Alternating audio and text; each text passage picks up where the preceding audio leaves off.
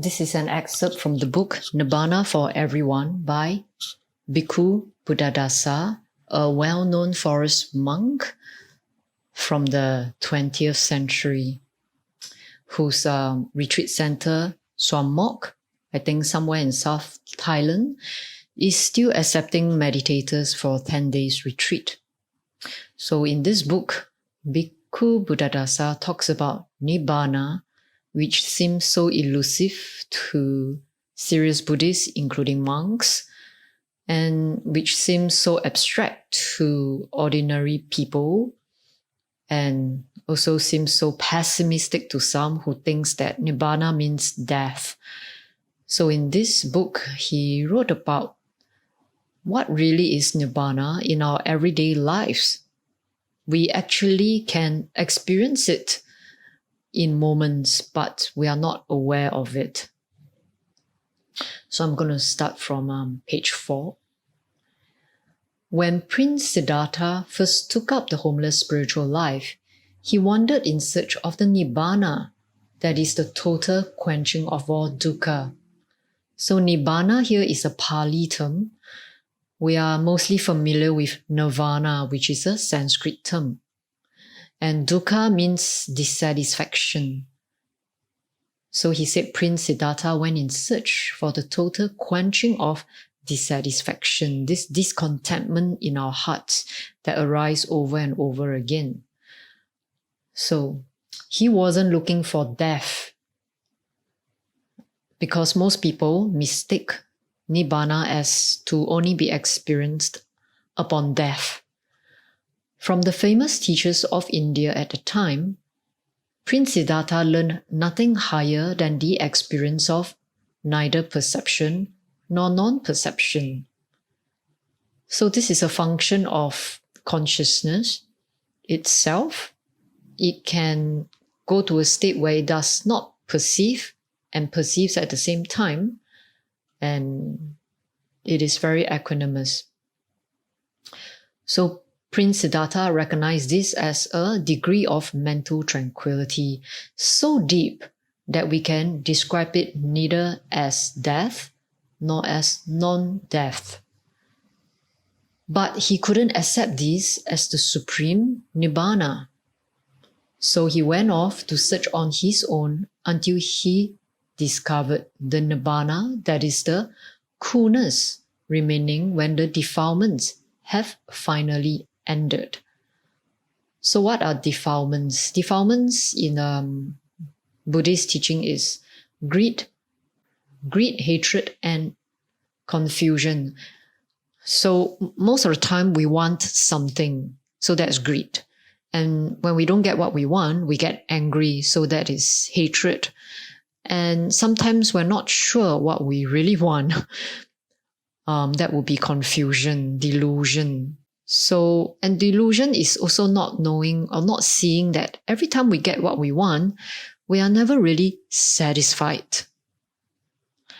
So Nibbana is the cooling of the heart's discontentment for wanting more and more, and suffering when one doesn't get what one wants, or getting what one doesn't want. So these are all mental sufferings. And most importantly, it also leads us to create rebirths with our body and mind. So Bhikkhu Buddhadasa also has a wonderful book on rebirth and karma, which I will share in a later recording.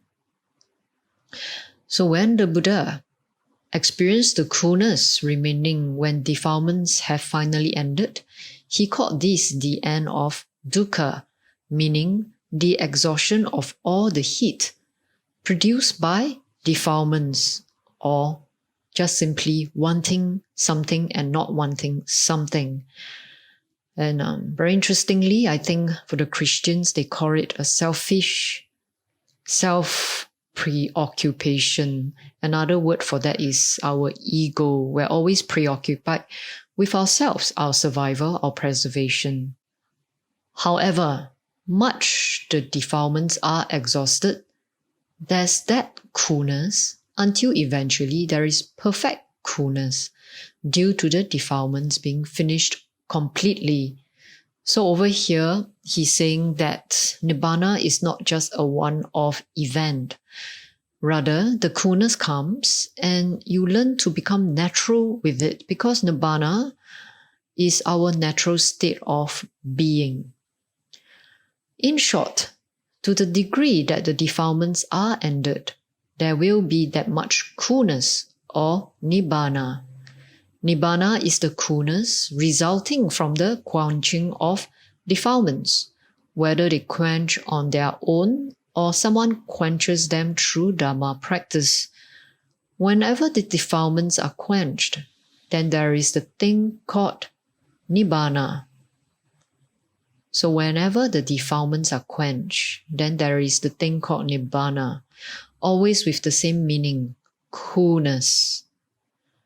Next, notice that the defilements are concocted things that arise and pass away, as it says in the Pali Sutras, translated to English, whatever things originate, all those things will cease. I will attempt to pronounce it in Pali. Yam kinchi samudaya dhammam sabam tam nirodha dhammam ti. Any reactive emotions that arises ceases when its causes and conditions are finished.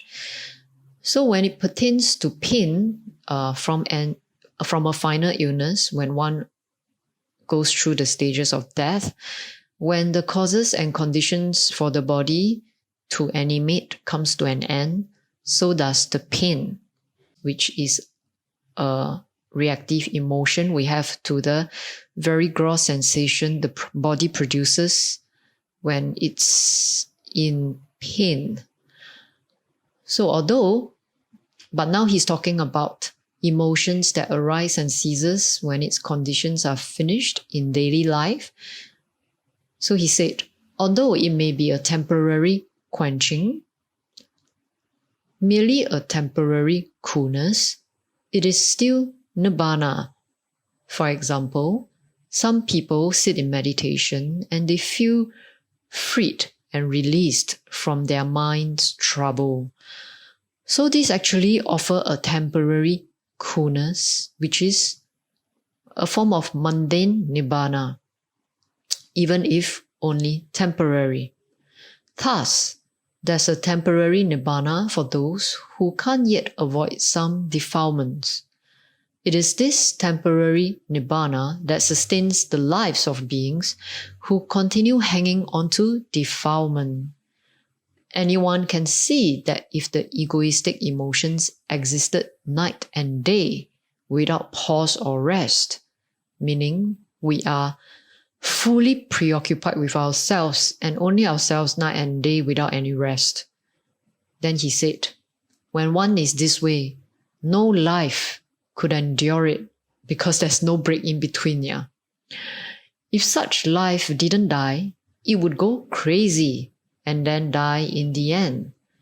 You ought to consider carefully the fact that life can survive only because there are periods when the defilements don't roast it.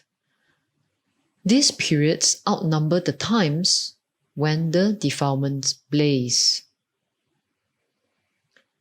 These periodic Nibbanas sustain life for all of us, without accepting even animals, which have their levels of Nibbana too. We are able to survive because this kind of Nibbana nurtures us until it becomes the most ordinary habit of life and of mind. Whenever there is freedom from defilement, then there is the value and meaning of Nibbana.